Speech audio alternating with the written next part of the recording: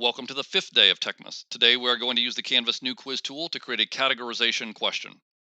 If you've completed the previous challenges in this year's Techmas, you already have a quiz that you've been working out of, and you can use that. If not, feel free to use any quiz that you already have in your course.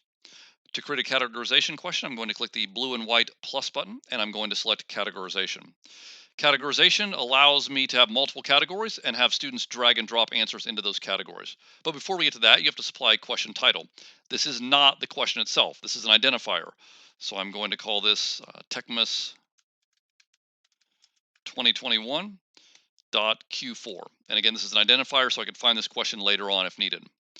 The question stem, in this case, is the question. However, it may serve as a little bit more of a direction or a guidance in a categorization question. So it might be place each item in the correct category. So I'm going to say place each grade level with the appropriate school. So notice by default, I have two categories. So let's say my first category is Greencastle High School, and my second category is Greencastle Middle School. And I'm going to add multiple categories. So I'm going to add another one for TZ, and then I'll add another one for Deer Meadow and for Ridpath. And below that, I type the answers. Don't jumble the answers now. They will be jumbled later on. So I could say ninth grade, and then I can add an answer 10th grade, and you see the pattern here 11th and 12th. And then GMS, I would obviously have 8th, 7th, 6th, and then TZ, I have obviously 5th, 4th, and 3rd. And then, of course, Deer Meadow and Ridpath, I'm going to have 2nd, 1st, K, and pre-K. Notice at any time I can delete options by selecting the delete right here, the delete button right here.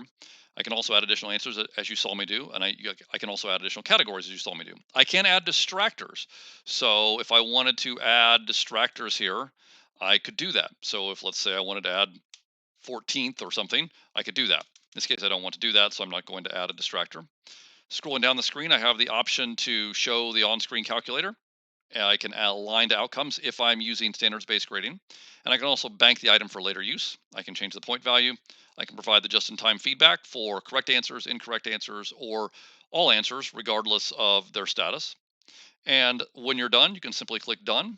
And this is what you're going to complete for the day. And then you are going to screenshot this.